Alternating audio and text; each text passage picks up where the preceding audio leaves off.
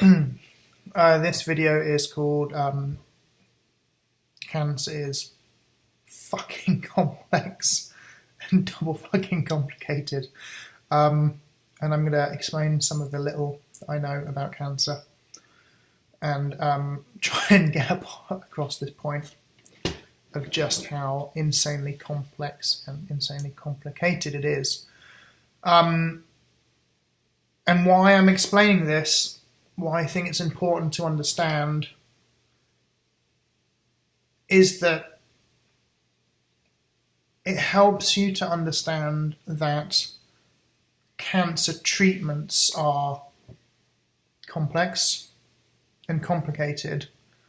And if cancer treatments sound very simple and you investigate them and you find they are very simple, probably don't work.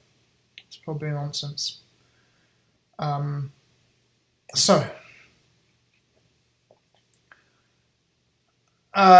of you are not going to like the things I say in this video. I'm going to make you angry. I understand that. It's going to be difficult to accept some of this stuff.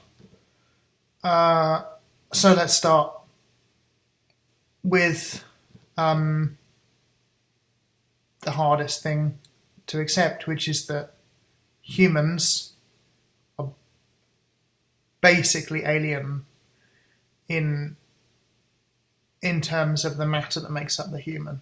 So we often hear this thing that the human material in your body basically fit into the lower part of one of your legs.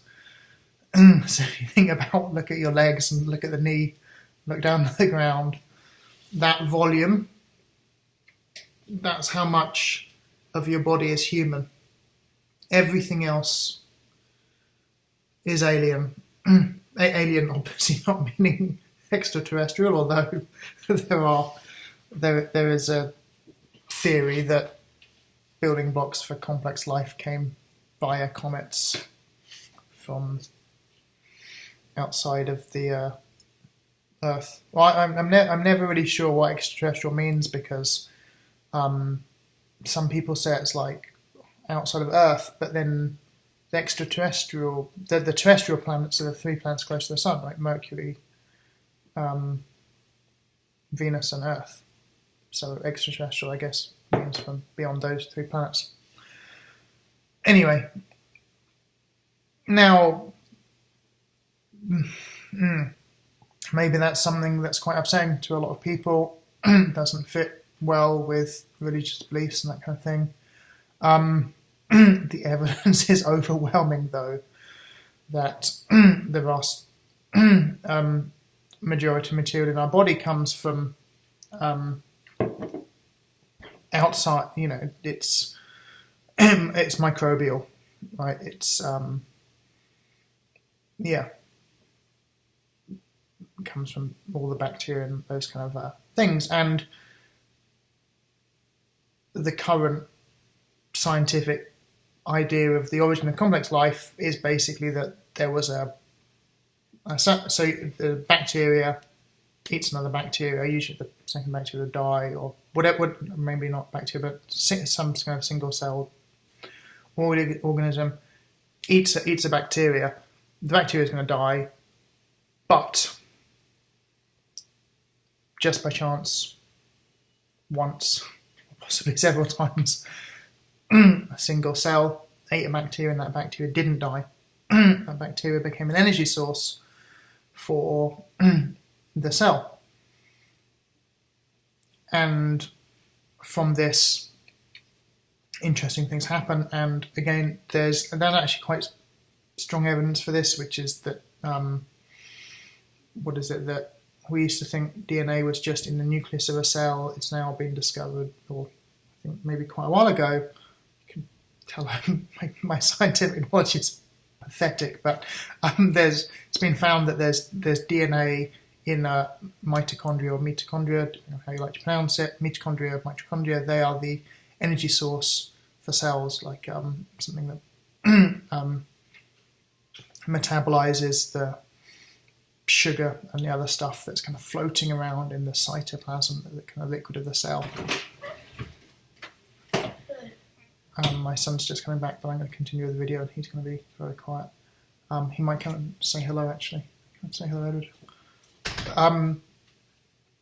So it seems that all complex life started from the single-cell organism eating a bacteria, and the bacterium, and the bacterium did not die. So it's much more sensible for us to start thinking about humans as an environment for other life. On a very superficial level, the average human has 400 kind of parasites living in it. Parasites meaning kind of biggish things, right? We could say that in actual fact, whatever it is, 80% of all stuff in the human body is microbial, parasitic life. Kind of following on from that, or kind of a corollary of that, I guess, is that if you think of something big like the Eiffel Tower, I should have looked up how big the Eiffel Tower is, but what is it, a couple 100 meters, 600 feet or whatever, tall. Humans are almost the same size as the Eiffel Tower in terms of life.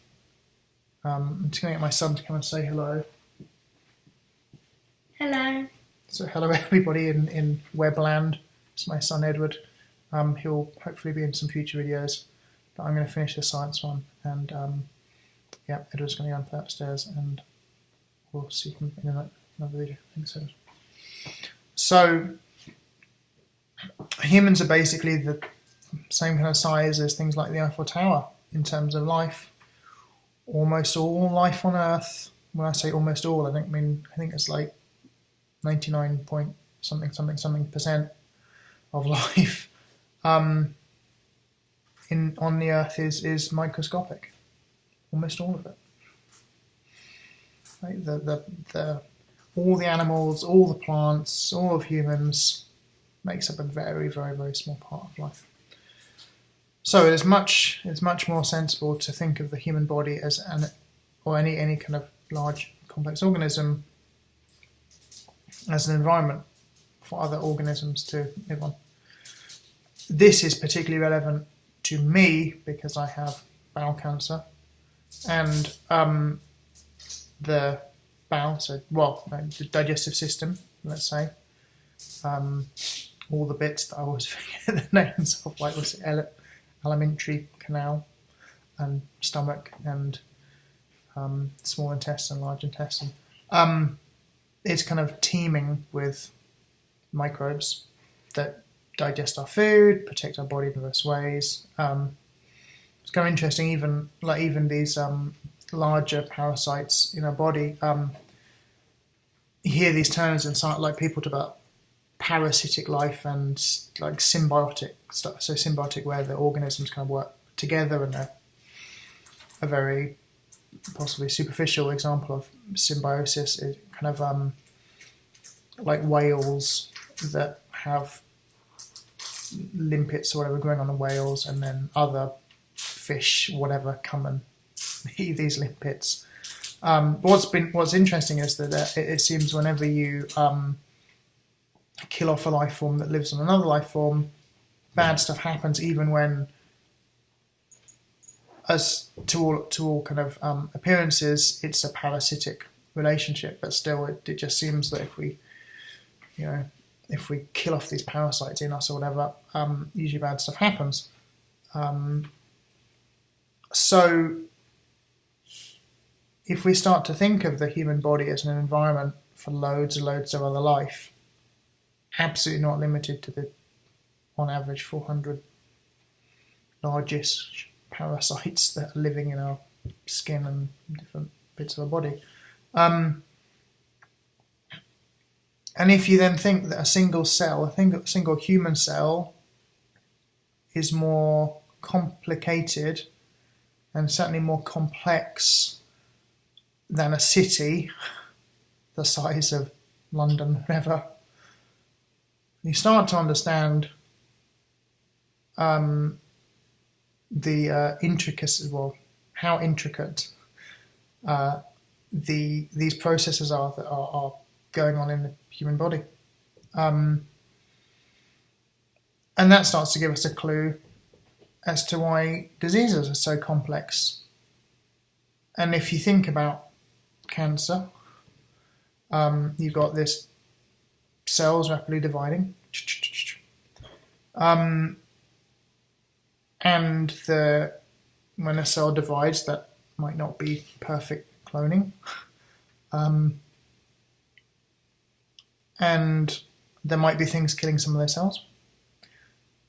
Well, those are the two kind of conditions you need for standard Darwinian evolution, right? Some kind of reproductive process that is not 100% perfect, or that allows, can have mutations, and some kind of survival pressure, right? Some reason why certain things are going to get passed on and others aren't. Well, that exists with the cells forming a tumour. So anyone who claims that their mate cured terminal cancer by munching on some thistles or whatever, it's extremely unlikely, because just because if you have something that's cytotoxic, so kind of good at killing cancer cells,